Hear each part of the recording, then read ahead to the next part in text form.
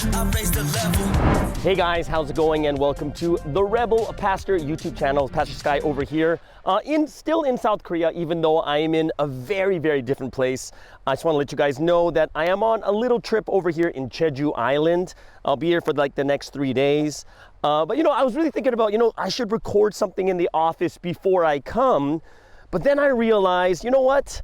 I think it's good for all of us to have a little bit of a change of scenery so that we can kind of get and see the beauty of what Korea is like. Yes, this is Jeju Island. I'm sure you guys are very, very excited and happy to see this. And you know what? I don't know if you can see this, but right even behind me, there's like this awesome mountain, but yeah, my camera's not being able to pick it up. Like I'm putting this on, it's on a gimbal, and it's focused on my face, so it just follows me around. But guys, if this is the first time for you joining this channel, if you enjoy this content or not, please hit the subscribe button. I know at the moment, only 60% of the people viewing these videos are actually subscribing. So go ahead, do me a favor, click that subscribe, the notification bell, and that like button. And if you like, go ahead and hit that, leave a comment below and share this. Share this with your friends and family, whoever you think would benefit from this too. Yes, like I said, once again, a beautiful Jeju Island right now at the moment. I don't have any of my, I didn't bring any of my, my hoodies and stuff that says the Rebel Pastor, but someone was telling me that I should be getting that merch out there, and I will. If you hear a lot of background sound, like wind and noises and the ocean, please just enjoy it. It's just amazing being out here anyways. Today, I don't have a ton of time to record. Excuse me. I think I just coughed right into the mic. But there is one thing I did want to talk about with everyone here as believers at this time. Wow, this wind is blowing hard. One of the things that we really want in our life of faith is we really need that revival. There's so many times that we look at our faith and we say, man, I used to be so much better. I used to have so much fire. I used to have this amazing love towards God, and I wish I could get that back. And today I want to talk about first recognizing what are the things that hold you back from coming to God. And I think it's a really, really important thing for all of us to really understand, especially because it has to do with something that is so mysterious.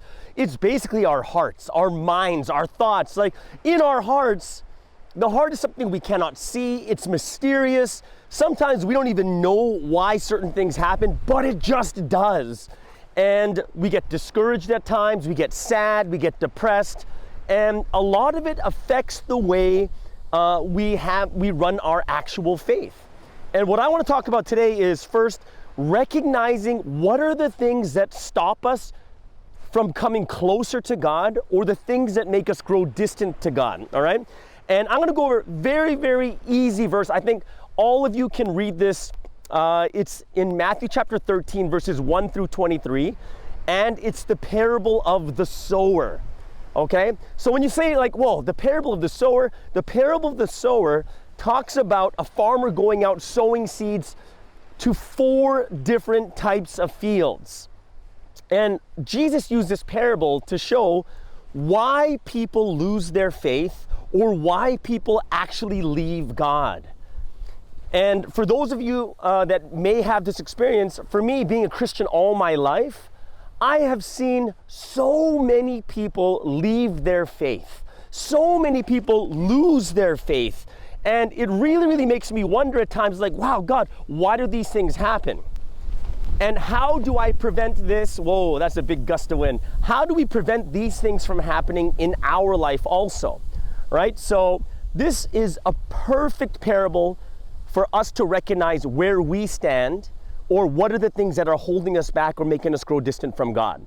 So first and foremost, let's go into the parable. Jesus says there's 4 different types of fields. And if you go from verses 4 through 9, Jesus talks about the 4 fields. And those 4 fields are, number 1 is the hardened path, right? That field is trampled on, walked over by so many different types of people. It's become hardened that even when the seeds go on, it can't sprout. Why? Because it's too hard for the seeds to get in.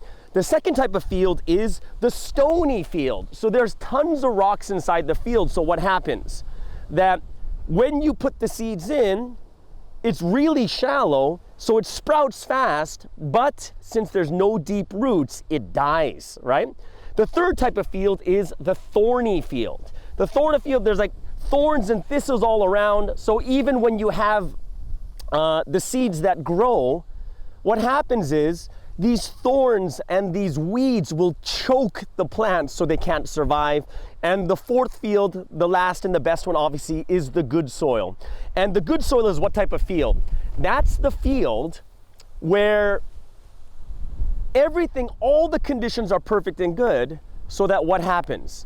Well, it yields a harvest 30, 60, and 100 times of what it was, right? So what I want to talk to you about is, through this parable, Jesus is teaching us what are the things that happen in our life that hold us back from having that great type of faith, right? So what does that mean? Well, I think this is really, really important for all of us, because a lot of times, because the heart is mysterious, the heart is invisible, we're not actually sure what to do with our hearts or why our hearts go here and there. Jesus doesn't explain what the heart is. He more explains, all right, these are the things that affect the heart, right? So I want you guys to look at which field is your heart, right? Then you'll know, these are the things that are holding me back and taking me away and more distant from God. So let's take the first one. The first one is the hardened field. Many people have walked over it. The soil has become so compact and hardened, the seed can't even get in. And what Jesus said, when you look at verses like 18 to 23, Jesus begins to actually explain what each of the fields are. And the hardened path is the people where the seeds of the gospel come, yet the people don't understand.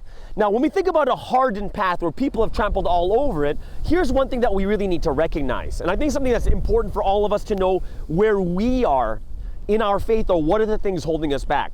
That first field is for the people who are hardened by sin, right? We are hardened by sin because we are sinning. We are doing things according to our own thoughts. We're not following what God wants. And what happens to us is, when we become people who keep doing what we want, and we keep sinning, and that sin keeps building, when the words of God comes, we cannot even accept the seeds that come in. And a lot of us are in that type of position where there are some bad habits, there are some things that we shouldn't be doing, yet we've accepted it. So our hearts become hardened that even when the words of God tell us, no, you shouldn't be doing that, what do? We're like, no, I want to do this. This is the way that I want it, so forget it. I'm going to be like this. And that is the hardened path, right? Is your heart hardened? Do you have sin that you have not accounted for, that you have not taken responsibility for? And because of that, you just want to live the way you want. And when the words of God come, they can't even come into your heart. That's the first one, right? That is the hardened path. Now, the second type of field is what field? The second type of field is the stony field. So what happens is, in the soil, there is so many rocks that even though the seed gets in, the roots cannot go deeply in. And this is something where I would say that a lot of people get into this situation, especially people like myself, who were born in Christianity. And I went to church because my parents were there. I went there because my friends were there. Some people go to church because there's really pretty girls there, right? There are so many different reasons where people go to church, or people do things not for themselves, not for them and God, but it's because of something else besides God. And when this happens, what happens is, we don't know the words well. We don't understand the words really deeply either. It's almost like, I know some people who studied the gospel only when they first came to Christ, but after that, they never studied even more deeply, which means their roots are shallow, it's not deep. And what Jesus says is, when tribulations and persecutions come, they cannot stand. Look at yourselves at a small miniaturized level. When you go through difficulties in your life, do you blame God first? Do you go towards the world? Do you do things that you shouldn't be doing because, oh, my life is difficult. God, why aren't you helping me? This is when we don't have very deep roots in our faith. And we have to become people who have those deeper roots that understand, God, I don't understand the word. I don't study the words enough. I don't read the Bible. I don't pray enough. And this is why my roots are so shallow that whenever any difficulty comes, no matter how small it is, I push away from God. Is that you? Are you in that field? The third type of field is the thorny field. Now, what is a thorny field? The thorny field is the seed goes in. The seed's taken care of. People are really, like, you're into Christ, you're into God, you're studying the words of God more and more. But what is the big difference of the thorny field? Even though the roots are deep, even though everything is going fine with your faith, the worries of the world choke your faith. Which means that, yes, you have faith, however, your heart still goes towards the worldly things. You want the worldly things. You're worried about your daily living. You're worried about your finances. You're worried about how you're going to live. And because of these worries, even though your faith is fine, all these physical things, your daily life, your money, your what you want in life, all those things are choking your faith. Are you in the third field? Now, the last field we know is the greatest and the best field because it yields a harvest of 30, 60, and 100 times of what was sown. And this is the good soil, the good field. There's no rocks, there's no thorns, right? People have not trampled on it. What does that mean? It is the field that has been managed and taken care of, and that is the biggest difference. Are you managing the field of your heart? Are you taking out the rocks? Are you pulling out the weeds? Are you taking out the thorns? Are you tilling the soil because it's too hardened? That's the key. The key is, when you look at the first three fields, people either have sin, they have worries, the field of their hearts are too shallow, there's rocks and things that we go to church for the wrong reasons. God is not our number one priority. And all those things are there. And you know what? The good field is not just a good field because it's a good field. It's a good field because there is an owner of that field who takes care and manages that field. Yes, you may have thorns, and guess what? Even the good soil had thorns. Even the good soil had rocks. Even the good soil was trampled on, but they tilled it. They got rid of the rocks and the thorns. And that's the key. First, you got to recognize what's going on with your heart. First, you got to recognize, this is a type of field of heart that I have right now. Recognize that first so you know what you need to pull out. Because remember, the good field was no different than any of the other fields. What was different? It was taken care of. And what God is saying to us today is, if you want a revival in faith, if you want to get better in your faith and say, God, I want that first love, I want that fire of the Holy Spirit that I had at the very beginning, you got to till that field, right? If it's hardened, till it. If there's rocks, take them out. If there's thorns, you got to pull them out as hard as you can so that this field can yield 30, 60, and 100 times. Guys, the only way that as believers we're going to be making ourselves that much better and that much different, and what's going to separate us from the people of the rest of the world, is whether we take care of our hearts well, pulling out those rocks, those thorns, tilling the soil when it's hardened.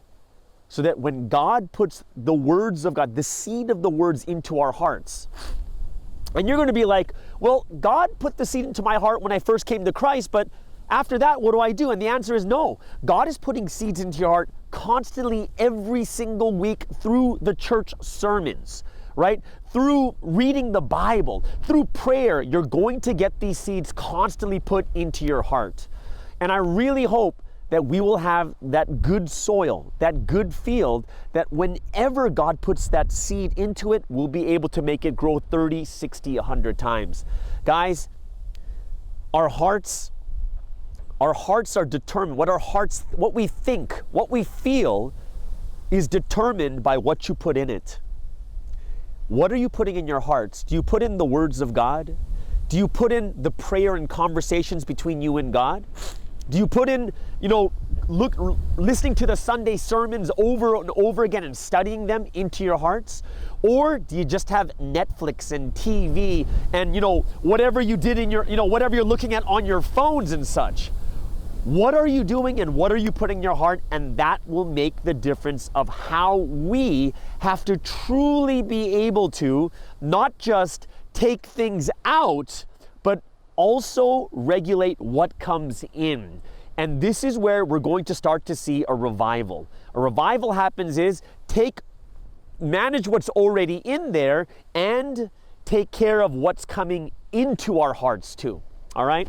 Guys, this is a little bit of a short one today, but I just wanted to share this with you as I was here in Jeju Island. Hope you guys enjoyed the scenery and all the different things here. I'm hoping to have any more trips like this where I can share even more like this. Share the scenery and share the words of God with you each and every week, all right? Everyone, enjoy, have an amazing and awesome week, and I'll see you guys next week back in the office on the Rebel Pastor YouTube channel. All right, take care, guys. Pastor Sky signing out. Bye-bye.